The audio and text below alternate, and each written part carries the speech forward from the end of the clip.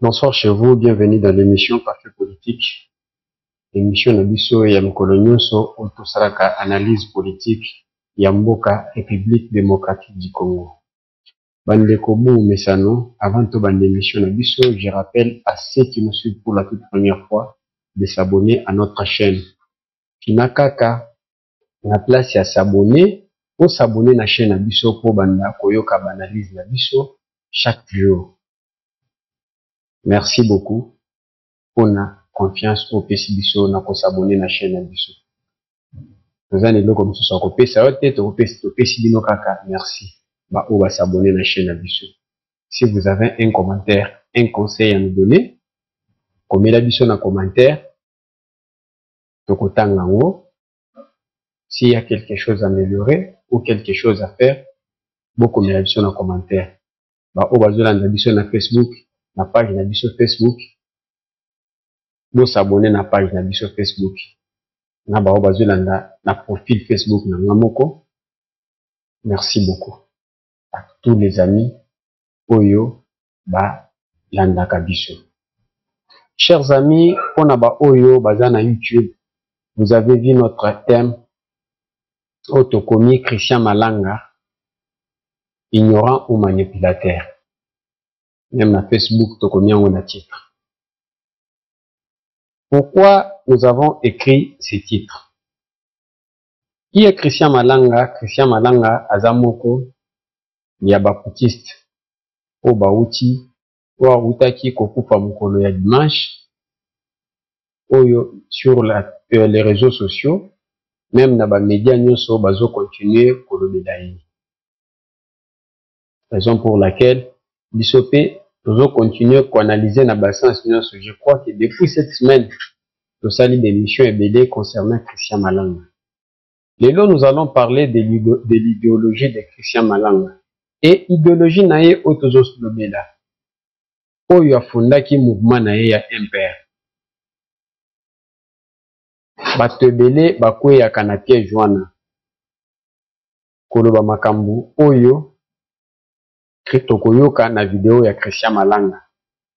Quel a été son but? Et tout ce qu'il a dit dans cette vidéo, ya onde tokozonga pona analyser.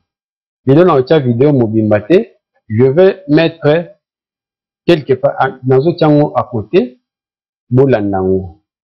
Et pour esa vidéo ya bato na limité baya ko censurer nga na YouTube pour la vidéo. Je l'ai pris quelque part. Mais na côté la bino na profil na nga, vous allez suivre la vidéo et après on va revenir pour analyser. Suivez la vidéo. Alors, monsieur Malanga, nangina tu notu notu na mwa mo boye po bato baza kozonga ba ofi na biso ba inbox po bazobonga ko atteindre yo mbala moko te. Bolimisa nga na otia casque onga pena landa na yo retour ya vidéo oyo. Bato bazoba babi oyenga news aye. New image oza mwana par rapport à ba kozebele. Babi alors ce que so sanga net na ba no respect na général na ba colonel mususu ya kala. Babi est-ce que koyela biso image ya Zaire ya karaté oyo zo mema na news aye. Zaire kala elobaki kozioler mama ezamane. Zaire kala ezalaki ke otumboli ba mama otumboli mokonzi na bango. Zaire kala naebaki musongi azalaki nani te, mumbala azalaki nani te, muluba azalaki nani te, nina azalaki nani te, naebaki yango te. Zaire kala naebaki te ke o mina semako biasa awe te, naebaki yango te. Ezalaki te. Yango Zaire wana ya kala. Zaire kala ezalaki na ordre, Zaire kala wana pe tozalaki na unité, tosika koyeba te ke Rwanda azalaki nani te. OK, wana ezalaki Zaire kala. So soki balobi ke wana ndenge namemela bango Zaire kala. Oui. On a bango parce qu'ils ont la meilleure ya kosala bakamba bongo. Baza ba meilleure ya kokokisa likamba bongo ke ekokisa. Ke likamba bongo esale. Donc soki ke wana ezaki Zaire ya kala yango wana boye. Zaire ya kala nga zonsa unité wana tozalaki na fina dignité o wana tozalaki na ngoke. Tozala batima ko sakana biso ka lugala kaka bongo. OK? C'est dans la sens te. OK, soko lobiki yango nga na zone de sa boye. La réponse maintenant. Je m'arrête par là. On a beaucoup landa ndeko Christian Malanga. C'est sur ces propos Oyo Nakosala émission Mobimba. Je vais vous demander de rester avec moi jusqu'à la fin de cette vidéo.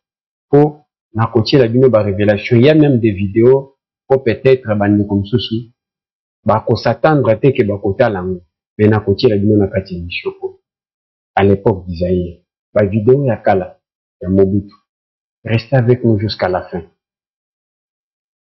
Ndeko Oyo, d'après ce que nous avons vu, de ce que nous avons lu, même dans l'émission il y a Dimanche, à Tanga Kiango, comme sa biographie, le monsieur est né en 1983. C'est-à-dire qu'à l'époque à Mobutu, parce que Nganaza Mukolo nae, j'ai vécu à cette époque, Oyo, il y a Mobutu. J'ai vécu comme moi Namuke. Mais si Mobutu Azokende, je prends l'exemple, il y a conférence nationale en 92. Lui, moi, né en 83, il n'avait que 9 ans.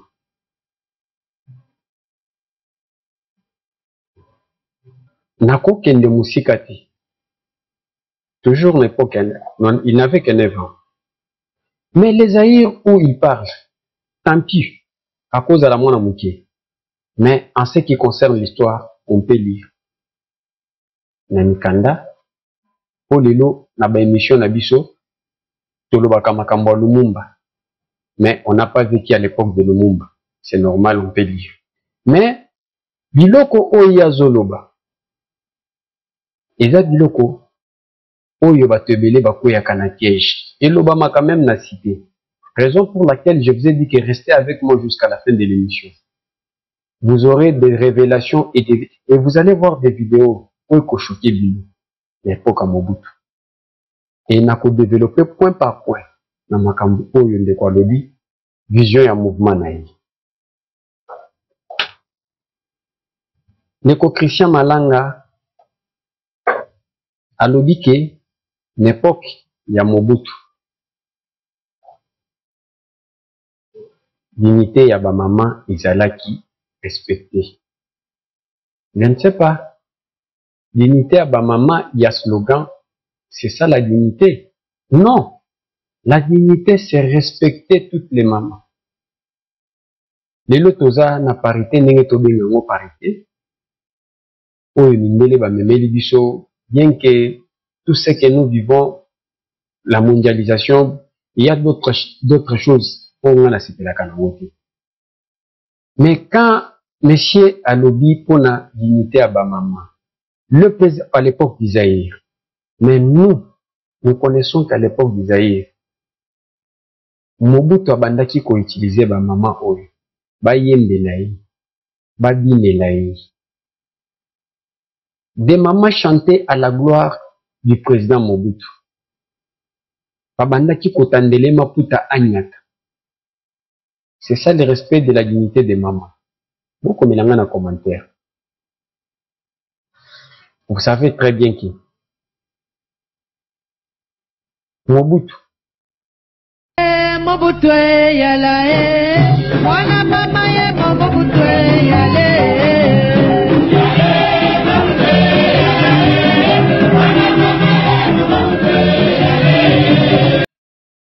Voilà ce qui se faisait à l'époque de Mobutu. Christian Malanga dit qu'à l'époque de Mobutu, il n'y avait pas de viol. Je ne sais pas, d'après lui, qu'est-ce qu'il entendait par le viol. Pour ce que l'on dit, en droit, qu'on violait même moi si. Et ça, je les a kaka ya sexte, même qu'au simba moi si n'a pas parti intime sans son consentement. C'est ça les viols. Mais, d'après ce qu'on nous a raconté, que je ne peux pas entrer en détail pour détailler ici. Vous savez que Tozala qui n'a madame Sophie Kanze, qui était l'épouse du professeur Liao Eboa. Je ne sais pas si c'est la maman de VPM Jean-Pierre Liao. Je ne sais pas. C'est dans ma camarade familiale. mais ce qu'on nous a raconté. Oh, j'ai commencé à suivre la politique congolaise, c'était en 1990, dans la politique congolaise. Maman Sophie Kanza, à Kabwana, na professeur Liao, Onani. Est-ce que Christian Malanga, avec tous ces généraux qui l'entourent, oh, na Monika Tinaye, ils en ont papa Nikolo Bazana Kachuana. Il y a des papas. Kachuana, j'ai vu des papas. Vous voyez, il y a des papas là, parmi eux. Nakoto naki, papa oyo. Est-ce que bakoye bisa Christian Malanga? Maman Sophie Kanza, akabwana na professeur Liao, Ponani. Quelle a été la base de leur divorce? Totie Mupanzi. Je peux suivre, dans la vidéo en OPA, il y a Dominique Sakombi, le père de Molendo Sakombi, le pauvre Dominique, le fait Dominique Sakombi, qui nous a expliqué Makambo Mobutu Abandaki Kosala. À côté d'un ministre, à côté d'un Moutunaye na mission, à Tikali si Mazu moi sinaye, à commission moi sinaye Yemokomu. C'est ça la dignité, c'est ça la dignité de la femme, le respect de la dignité de la femme. Même Kabila fils, en dehors ya Makambo ou Toyoka Eric Lenge, ainsi de suite. Bossi Boyoka ke Kabila azwa combien, basi combien. Atana rumeur. Félix Tshisekedi, Boyoki depuis pendant 5 ans qu'il est au pouvoir, Oyoye communiste. Boyoki qui a eu combien de basi, yaba collaborateurs naïs. Et vous parlez des viols, que c'est Nazaïr, Nazaïr, viol les alakati. Babandeko violé ba mamati. Vous avez parlé du tribalisme. Webaki Mukongote, Mulubate, Musongete. Na vidéo, partie à vidéo, on a ochoté le vidéo. Oyo, Christian Malanga Alini Azongisa. Nazaïr. Christian Malanga oublie, oui. Oublie que Nathan Yazaïr. To vivant na iloko babenga épuration ethnique na Katanga. Les Kasaïens qui vivaient au Katanga ont été chassés comme des chiens, ont été chassés comme des moutons, ont été chassés comme des poules. Et nous avons enregistré les cimetières les plus longs de l'histoire du Congo. Batubakufa, Nanzela Bazoya. On a enregistré plusieurs morts. C'était sous le régime de Mobutu. Et vous nous dites que Toyebaka, Moulou Bazanani, Mukongo Azanani, Moussoïdi Azanani. Peut-être, il y a des gens Oyo, Bayebi, Makambo Anati. Ça a souvent été le cas dans ce pays. Les luttes politiques se doublent de tensions entre les ethnies. Des tensions qui sont d'ailleurs maintenant ravivées dans le climat de lutte pour le pouvoir que l'on connaît au Zaïre. Ainsi en est-il, par exemple, de la rivalité entre Étienne Tshisekedi, qui est originaire du Kasaï, et Nguza Karlibon, le Premier ministre actuel, qui est, lui, originaire du Chaba. Une situation qui est résumée dans une formule choc, qui est un vieux proverbe zaïrois, par le gouverneur du Chaba. Quand 2 éléphants se battent, c'est l'herbe qui est piétinée. L'herbe a été sérieusement piétinée à Fungurume, où nos envoyés spéciaux se trouvaient le 3 février. Reportage de Simone Remond. Fungurume, 27 000 habitants, une ville du Chaba située sur la route Lubumbashi-Kolwezi à 80 km au-delà de Likasi, l'ancienne Jadoville. Un nœud ferroviaire important, une zone agricole aussi où l'on vient s'approvisionner. Une ville apparemment paisible, mais toujours sous le coup des événements de la mi-janvier. Le croirait-on, c'est ici que 3 personnes ont été tuées, une 50aine blessées, des maisons incendiées dans des affrontements politico-tribaux entre les Chabiens majoritaires et les Kasaïens, quelques milliers, établis depuis des années dans la région où ils avaient trouvé du travail. Cela avec en toile de fond le combat des chefs, Tshisekedi le Kasaïen, contre Nguza, le Chabien, actuel Premier ministre. avec les incendies du Chaba, ne vise qu'un seul but. Au premier chef, l'extermination des Balouba. Et s'il a des Balouba autour de lui, comme vous d'ailleurs, c'est simplement pour vous servir de vous et vous opposer avec le restant des Balouba. Parce que Mobutu a toujours dit... C'est-à-dire une ethnie. Oui, voilà, bien, oui. Voilà, épuration ethnique, quoi. Oui. Alors, je dois quand même vous informer que Mobutu a toujours dit, a toujours considéré les Balouba comme des sales juifs. Et il a toujours dit qu'il va combattre les Balouba comme Hitler avait combattu le nazisme en 40-45.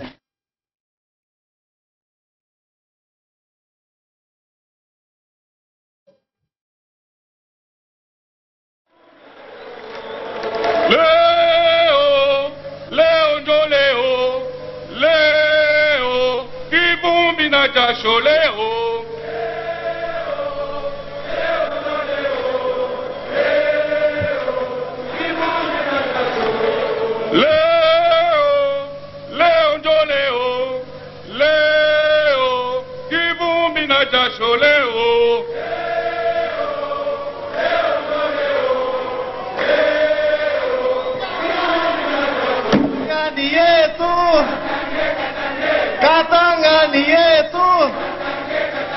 Jambo yale watoto ya mama. Par conséquent, monsieur le Premier ministre, les Katanga ne collaborera pas avec monsieur Etienne Tshisekedi. Nous refusons.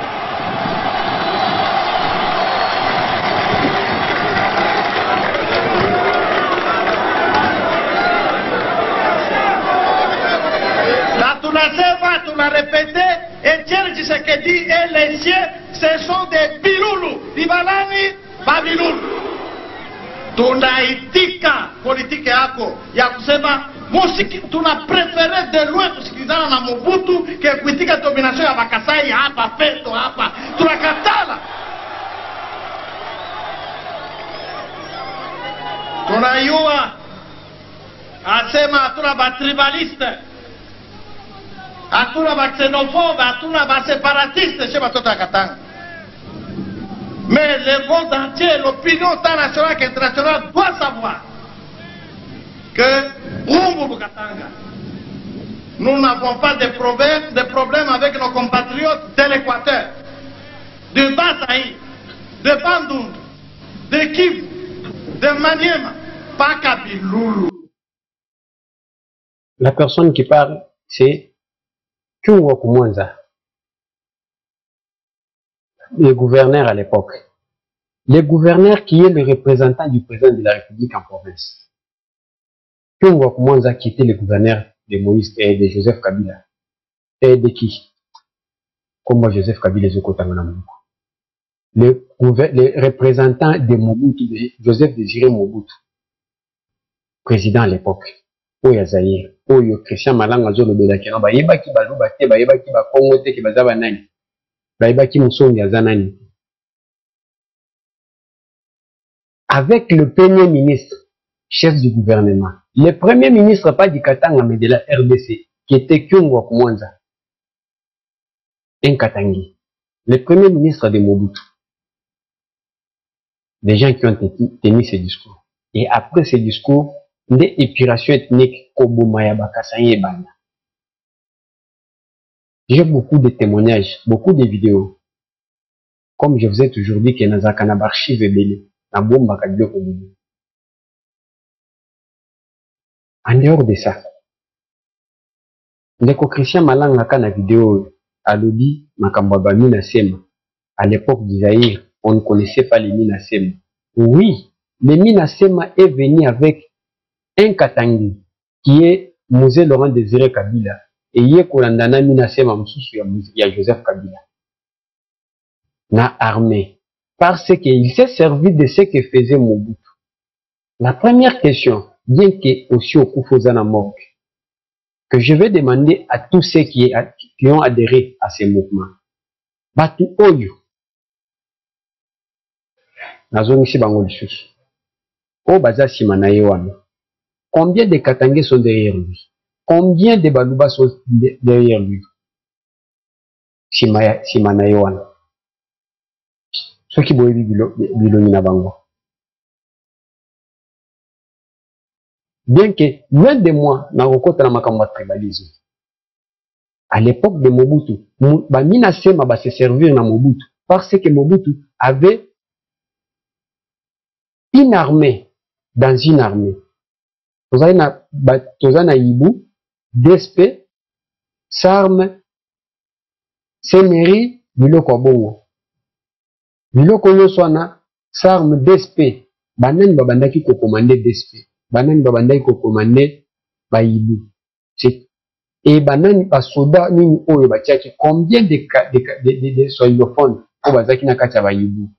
Combien de Kassaïens Bazaki Nakacha Ibu? Et nde eloko esali ke Bamina Sema va se servir na comportement ya Mobutu. Et vous voulez nous dire que Mobutu biloko oyo zoloba ozindo la kisabiso ke na régime à Mobutu Mina Sema. Mobutu ne parlait pas Mina Sema, Mobutu parlait de Lingala et l'armée babandaki koloba Lingala comparativement à l'armée de Tshisekedi. Lelo na kati armée Tshisekedi toujours mon chef d'état-major c'était Katangi, le général Chiwewe. Toujours mon anakati armée. Bah différent. Toujours inspecteur général et armée. Qui est général Amis Gabriel. Azamuto Amanyem. Toujours la force terrestre, force navale, force aérienne. Bah généraux pour bazo commander baninan. Baza du colon, du colonaï. Les noms na un air. Je parle de au lieu na kota na ba aner na kota na makamususu. Mutuaza na aner. Aza je crois professeur Ozana Neron. Nini. Professeur Ozana aner. J'ai oublié son nom. Toyebi kutu na kombo na ete. Ba tebele soki ni ba yebi mutua. Ya aner na régime à Tshisekedi. Qui dirige l'aner? Kombo ne koya. Mais na régime à Mobutu, on savait qu'il y avait un tout puissant Rwanda. On savait qu'il y avait un tout puissant Bolozi. Bazaki bato économie. Pour nous dire aujourd'hui que Toyebaki Bamina Semate. Oui, Mobutu alingaki Bamina Semate parce qu'il n'avait pas confiance dans l'entourage na Bamina Sema. Raison pour laquelle Boyebaki Bamina Semate. Yangonde muzeta ngoye pe na Bamina Sema. Azayi na confiance na ba bonité. Bato bazolo balingala te. Raison pour laquelle il avait utilisé aussi ces Mina Sema. Mais si on tenait na passé wana, Félix Tshisekedi devait venir aussi avec son entourage, avec ses gars du corps, Baïna Chiluba. Bakomi peba, moi netubish. Mais nous avons vu que non, Ozoya, Félix Tshisekedi a eu pouvoir. Ceux qui l'entourent, armée Oizapembe Naï. D'abord, le chef Oyazo Azapembe Naï. N'est pas Kassaïen. Le général Gabi, Aza, ya garde numéro 1, il y a garde républicain. N'est pas Kassaïen. Mais qui était le numéro 1? Il y a garde rapproché à Mobutu. Il était originaire de quelle province? Banda 1965. Qui, 91, combien? 2001. Tolongo potan, Nalimi Kolia Binotan, il a parlé des Rwandais. A cliché mon Rwandais. Tout en oubliant que les Rwandais qui sont au Congo, bah il y a un régime à Tshisekedi. Pour Abundisaye, bazwa que non, j'ai déjà expliqué dans mes émissions. Bah Rwandais autozana ba on a Congo. Bah banda na nous kokota depuis mutu apesa bango nini collective eza ndeko nationalité collective eza Mobutu. Je crois que vous patientez muki nazo la vidéo ya ba Rwandais oyo Mobutu apesa nationalité collective. Nazo mo temps muke ya ko télécharger vidéo ango bolingisi muki. J'ai oublié de mettre ça na nini. Comment Mobutu, je vais vous montrer comment Mobutu tant ozo signé azo signé na Rwandais. Azo signé na Rwandais pour accorder bango nationalité collective. Ce n'était pas Tshisekedi. Oyo apesa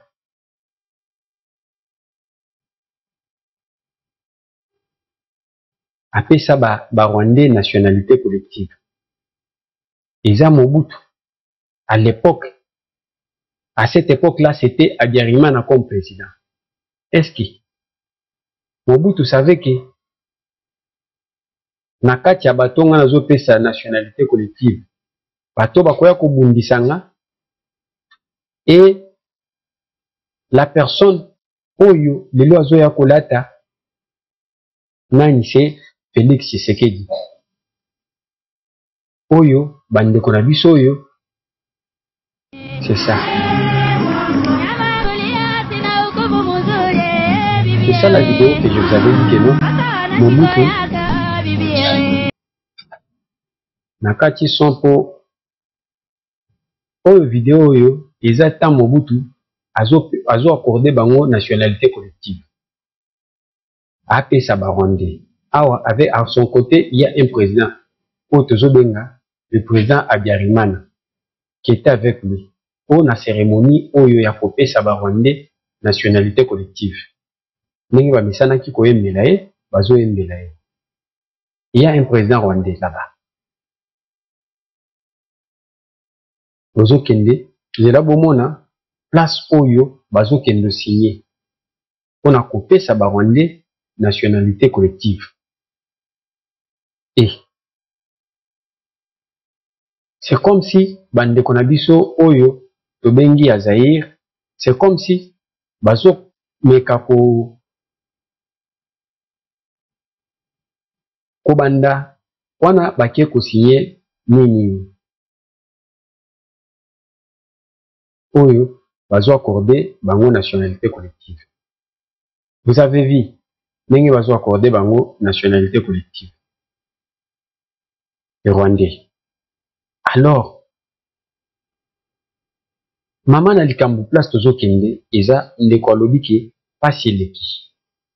Moyibi eleki. Il a parlé de détournement. Na kati ya vidéo wana, je ne sais pas sur partout na kata ou soit na souka. Détournement, les autres tozo yeba ba détournement. Je parle du régime de Tshisekedi parce que tout ça na IGF. IGF Oyo, ce n'est pas Tshisekedi qui a créé l'IGF. L'IGF a été créé par Mobutu. Est-ce que Mobutu a tient en pratique pour ebanda kokanga miyibi? Les autres tozo koyeba IGF, c'est comme si c'était une invention de Félix Tshisekedi.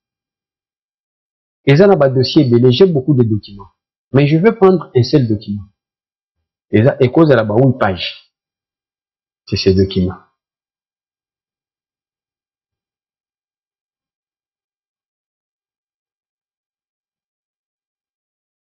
C'est ce document. Document où on a commis les années Mobutu, de 65 à 89. L'accroissement exponentiel d'une dette odeuse. Donc, il y a un document où il y a un moulay. Ce qui est aligné à le numéro nabiso ya WhatsApp. Il y a un document na WhatsApp. En écrivant sur notre numéro, on continue le document en format PDF. Bobimba. Mais je vais prendre page moko na kati ya document. Neto kokende to conclure pe émission na biso o ya lelo. Eza dossier ya Yinga. Voyez, ici on a écrit les barrages d'Yinga, l'exemple emblématique d'un éléphant blanc. L'exemple emblématique d'un éléphant blanc. Wana barrage ya Yinga. C'est ici que je vais commencer. Na kati ya document balobi nini. Tozo tanga ngo malembe. Na kati ya document bakomi conçu en 1928 par le colonel belge Van Duren. Le complexe d'Inga présente des caractéristiques hydrologiques intéressantes pour la production de l'énergie électrique. En effet, au niveau des rapides d'Inga, le fleuve Congo subit une dénivellation de 96 mètres sur une distance de 14 km. Avec cette caractéristique, le site d'Inga est à même de développer une puissance de 44 000 MW. Donc, Inga, ils ont la capacité de produire 44 000 MW. Donc, avec Inga, Yemoko, Toko Kozanga Kouranti, selon l'ingénieur Ndenge concept, qui est plein, les Belges, 44 000. Donc, avec 44 000 MW, on peut alimenter toute l'Afrique avec Inga. Mais Tokendi, Boyo Kamama Likambo, côté Makambozo Kendi, na Makambo Inga.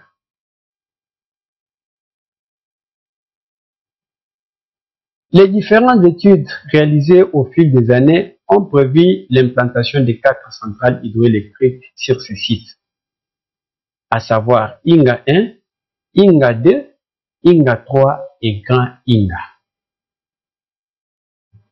Actuellement, 2 de ces 4 centrales sont déjà en service. Il s'agit d'Inga 1, mise en service en 1972 avec une puissance installée de 350 MW, et Inga 2 mise en exploitation en 1982 avec une puissance installée de 1400 MW.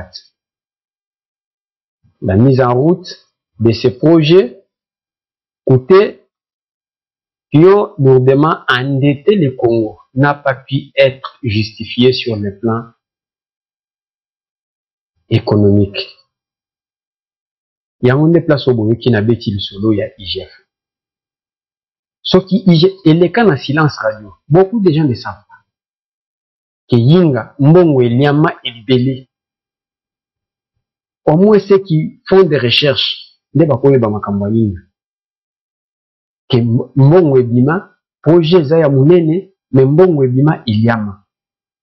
Mbongo et Bima, ils ont Mbongo na bisoté. Ils ont Mbongo, il y a une institution financière internationale. Les autres ont les délestage, et délestage. Tu sais qu'il y a côté délestage. Mais si projet ya Yinga, ils ont qui bien exploité, Tolinga qui les délestage. Peut-être Tolinga qui les la makamounet, il y a ba investisseur, il y a ba singa, ba cabine, ba transformateur, Tolinga qui les blocs à bongo. Mais Tolinga, pe mbongo o Yinga bandaki alinya cha kokisa. Ils ont mbongo Yinga qui est peut-être pour moi économique, il y a un cannabis qui a généré des recettes ou qui a contribué à la vie de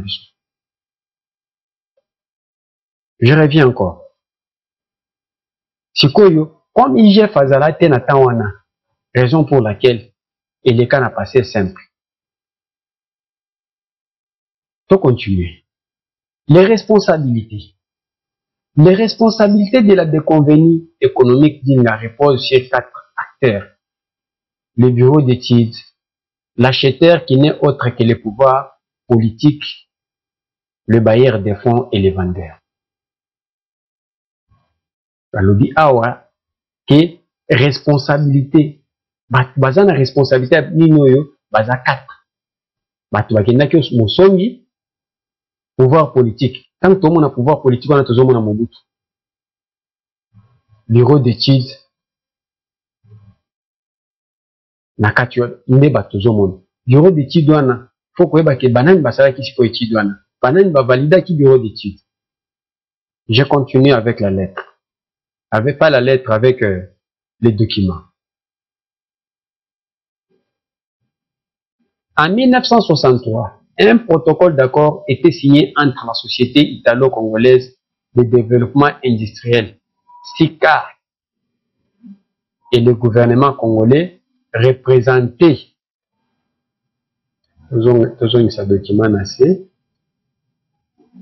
représenté, nazoboya kokende place on a tout ensemble au beau monde. Représenté par les hauts commissaires de l'établissement public d'Inga. Vous voyez là où je parle. On a pouvoir politique au Valobia. Qui étaient les hauts commissaires de l'établissement public d'Inga? Ezaki Moutuya Mobutu. Yazaïr Oyozobeka Toloba. Les protocoles réaffirmaient le désir du gouvernement congolais de passer dans un bref délai à la première phase de la mise en valeur d'Inga et donner comme mission à la SICAI l'étude des conditions économiques requises pour la réalisation d'une centrale d'une puissance de 300 MW.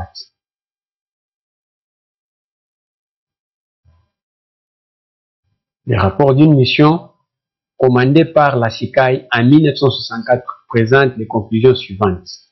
En analysant les problèmes du couplage d'Inga avec une usine d'électrolyse de l'alumine sous l'angle de l'économie générale du pays, il ressort clairement que les bénéfices prévisibles directs et indirects ne sont pas proportionnels aux investissements nécessaires et qu'il serait beaucoup plus intéressant pour le Congo d'affecter les montants de ces investissements à des installations industrielles produisant pour le marché intérieur. Vous comprenez par là que mbongo 300 MW SICAI na conclusion ni nae a dit que bénéfice oyo kobima batali couplage ya deux usines tani wana pona usine ya alumine tokokoma na usine wana ke ekosimba te po so bazuka kayinga pona usine wana. Nous allons lire makambo oyo etali usine wana ke esimba te il faut bazwa courant wana bapesa bato mosusu po babanda ofuta e régénérer recette.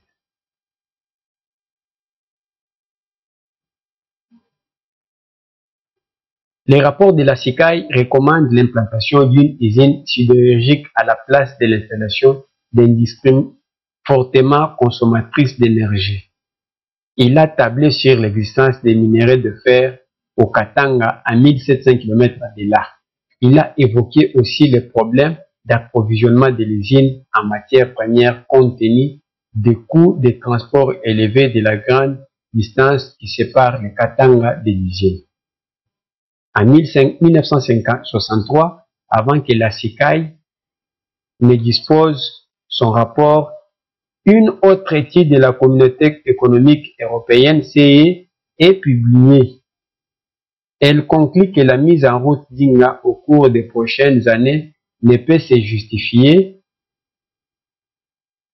que si l'on a la certitude que la puissance disponible serait absorbée par des industries grosses consommatrices d'électricité à installer dans les Bas-Congo. Si cette condition ne peut être assurée dans l'immédiat, c'est la réalisation de l'extension de la centrale des Zongo, située également dans les Bas-Congo à une centaine de kilomètres de Kinshasa qui doit être entreprise sans tarder.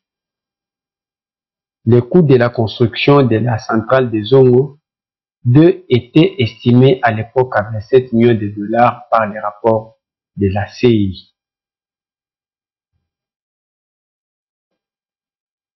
Wana ne oetali nini document kaya yinga.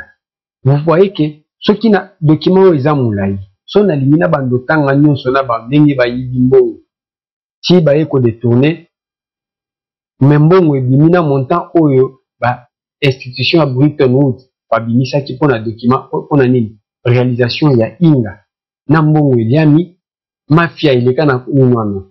Vous allez comprendre que non, on vient de loin. Moyibi o tozo vivre les loups et bandi les loté eza ekota biso na makila depuis Mobutu.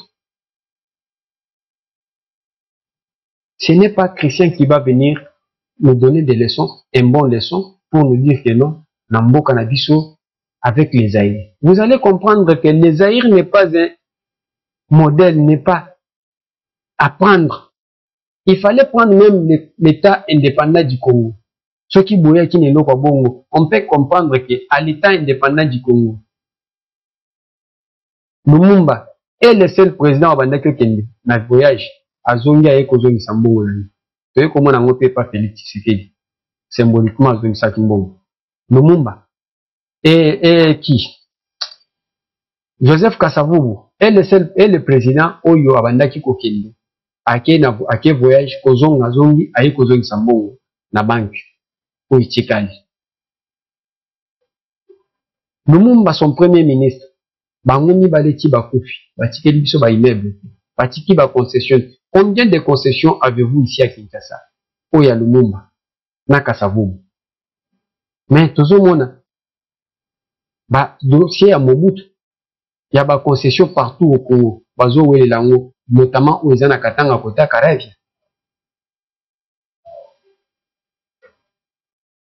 Combien de villas Lumumba tika na mboko o toyebi ke villa ya Lumumba yango.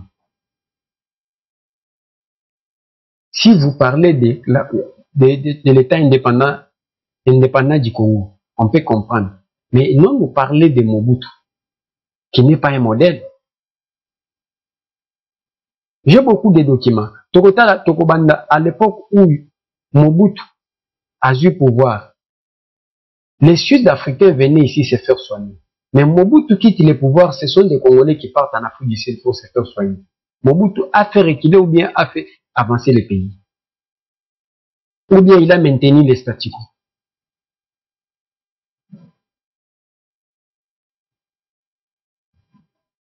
J'ai consommé beaucoup de minutes. Merci beaucoup pour le temps la patience que vous nous avez accordée pour suivre cette émission. Je vous demande tout simplement de partager l'émission dans vos différentes plateformes. Merci beaucoup. Merci beaucoup. Tokutani Lobi. Ceux qui n'ont pas s'abonner à la chaîne. Merci beaucoup. Bye.